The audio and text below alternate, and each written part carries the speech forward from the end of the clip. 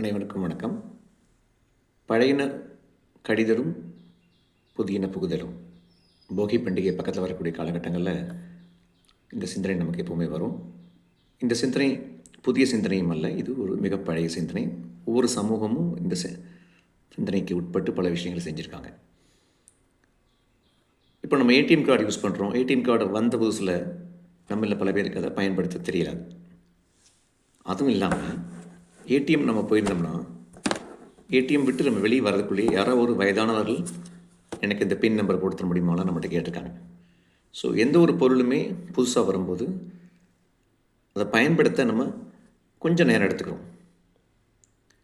பழையன கடிதலும் புதியன புகுதலுங்கிறது நம்ம வாழ்க்கையில் தினமும் நம்ம பண்ணிகிட்ருக்கோம். முதல்ல ஸ்லேட் யூஸ் பண்ணிகிட்டு இருந்தோம், ஸ்லேட்டில் எழுதிட்டு இருந்தோம். அப்புறம் நோட் பேட் எழுத ஆரம்பித்தோம். இப்போ நோட் பேடுங்கிறது டிஜிட்டல் நோட் பேட் ஆயிடுச்சு. ஸோ ஏதோ ஒரு விஷயத்தை பண்ணிட்டு தான் இருக்கும், ஆனால் காலங்கள் தான் மாறுபடுது. மாற்றங்கள்ங்கிறது எல்லா விதத்துலேயும் நடக்கும். இப்போ நிறைய தமிழ்நாட்டில் இருக்கக்கூடிய நகரங்கள் பார்த்திங்கன்னா கும்பகோணம், கோவை, சென்னை நகரங்கள்லாம் பார்த்திங்கன்னா நியூ ஐடென்டிட்டிஸ்மாங்க ஆங்கிலத்தில். இப்போ ஓல்டேஜ் ஹோம்ஸ் அதிகமாகிடுச்சு. தென்னிந்தியாவின் மான்செஸ்டர் அப்படிங்கிற நிலைமை மாறி வெட்ரேன்ட்டு ஸ்பேர் பார்ட்ஸ், மோட்டர் ஸ்பேர் பார்ட்ஸ்லாம் பண்ணுறாங்கங்கிறதும் மாறி அதுவும் இருக்குது. அது கூட இது ஒரு புதிய ஐடென்டிட்டி வந்திருக்கு. சில ஸ்டாட்டிஸ்டிக்ஸ் எடுத்தோம்னா, புள்ளி விவர கணக்குகள் நமக்கு சில விஷயங்களை உணர்த்தும். தமிழ்நாட்டிலே எந்த ஊரில் அதிகமாக ஆன்லைனில் ஆர்டர் பண்ணுறாங்க, இந்த மாதிரி விஷயங்கள்லாம் நம்ம தெரியும் போது தான் புதிய விஷயங்கள் நம்ம ஏற்றுக்கிட்டோம் அப்படிங்கிறது தெரியும். பழைய விஷயங்கள் நம்ம பின்பற்றுறோங்கிறது நம்ம தினமும் கடைபிடிக்கக்கூடிய இறை வழிபாடு, கோலம் போடுதல், கோயிலுக்கு போகுதல், அந்த மாதிரி பல விஷயங்களை, தேவாலயங்களுக்கு போகிறது, மசூதிகளுக்கு போகிறது, அந்த மாதிரி பல விஷயங்கள் பண்ணுறாங்க இல்லையா மக்கள், அது மூலியமாகவும் தெரிய வருது. பழைய கோட்பாடுகளை பின்பற்றுறோன்னு உலகெங்கும் தமிழ் பேசும் நெஞ்சங்கள் இருக்காங்க. அதனால் ஒரு விஷயத்தை சொல்கிறேன். அந்த காலத்தில் நான் ஒரு அறிவியல் தமிழ் 6வது அல்லது 7வது வகுப்பு அறிவியல் தமிழ்ன்ற புக்கில் ஒரு 2-3 மாதங்களுக்கு நான் படித்தேன். அது 6வது அல்லது 8வது வகுப்புக்கான தமிழ்நாடு அரசனுடைய பாடநூல். அதில் என்ன போட்டிருக்காங்கன்னா, வெலிங்டன் அருங்காட்சியகத்தில் சோழர்கள் பயன்படுத்திய கப்பலுடைய மணி இருக்குன்னாங்க. எப்படி அவ்வளோ தூரம் போனாங்க சோழர்கள் அப்படின்னா, கடல் ஆமைகள் இனப்பெருக்கத்துக்காக ஒரு இடம் பெயருமாமா, அதை அவங்க கண்டுபிடிச்சி போயிருக்காங்க. இப்போ சேட்டலைட்டில் கண்டுபிடிக்கலாம், ஆனால் அந்த காலத்தில் இதெல்லாம் பண்ணியிருக்காங்க.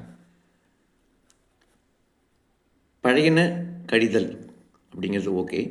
பழையன புகுதல், புதியன கழிதல் அப்படின்னா அந்த சமூகம் பின்னோக்கி தள்ளப்படும்.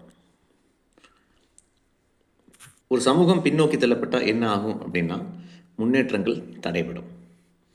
இப்போ நம்ம ஒரு அருங்காட்சியகத்துக்கு போகிறோம், அங்கே இருக்கக்கூடிய ஃபர்னிச்சர் நம்மளுடைய கவனத்தை ஈர்க்கலாம். அங்கே இருக்கக்கூடிய வெப்பன்ஸ், அந்த காலத்தில் பயன்படுத்திய ஆயுதங்கள், மக்கள் பயன்படுத்தி ரிஸ்ட் வாட்ச், எவ்வளோ விஷயங்கள் இருக்குது, இதெல்லாம் நம்ம கவனத்தை ஈர்க்கலாம். ஆனால் அதே சமயம் புதிய விஷயங்களை தான் நம்ம பின்பற்றுறோம். பழசை அட்மையர் பண்ணுறோம், பாராட்டுறோம், சிலவற்றை பின்பற்றிக்கிறோம், புதியதையும் ஏற்றுக்கிறோம். இந்த மனப்பக்குவம் தான் முன்னேற்றத்துக்கான முதல் படை. டெக்னாலஜி அப்படின்னு எடுத்துக்கிட்டால் இன்றைக்கி ட்ரோன்ஸ் இருக்குது. இதை விட நாளைக்கு ஒன்று புதுசாக வரலாம். அப்போ அதை ஏற்றுக்கொள்ளக்கூடிய மனப்பக்குவங்கிறது நமக்கு வேண்டும். இப்போது பழைய விஷயங்களை சிலதை நம்ம பின்பற்ற ஆரம்பிச்சிருக்கோம். மண்பானைகளில் தண்ணி குடிக்கிறது நல்லது அப்படிங்கிறத ஆரம்பிச்சிருக்கோம். அது ஒரு நல்ல விஷயந்தான். இப்போது எல்லாரும் சேர்ந்து கூடி ஒரு விஷயத்தை செய்யணும் அப்படிங்கிற சொல்கிறாங்க. இப்போ சோஷியல் கேதரிங், இது அந்த காலத்தில் இருந்திருக்கு. ஆடி அமாவாசையெல்லாம் எல்லோரும் சாப்பாடு பண்ணி போய் சாப்பிட்றாங்க நதிக்கரையில். சில பழைய விஷயங்கள் திரும்பி வருமானா வர வாய்ப்பு இருக்குது. நிலாவை காமிச்சு மனசோறு ஊட்டுறது, இது திரும்பியும் வரலாம். இது போன்ற விஷயங்கள் திரும்பியும் வரலாம். இப்போ யூடியூப்பில் பார்த்தீங்கன்னா 90s, லைஃப் இன் 90s, லைஃப் இன் 80s எல்லாம் போடுறாங்க. லைஃப் இன் 30s, 40s கூட போடலாம். நம்ம தாத்தாக்களை பேட்டி எடுத்தோம்னா நம்ம போடலாம். லைஃப் இன் 30s, 40s பற்றி அப்போ வாழ்ந்த மக்கள் தான் பேச முடியும். அவங்கள சில பேர் உயிரோடு இருக்காங்க, ஆனால் அவங்களால யூடியூப் போட முடியாதனால நம்ம தான் அவங்கள பேட்டி எடுத்து போடணும்.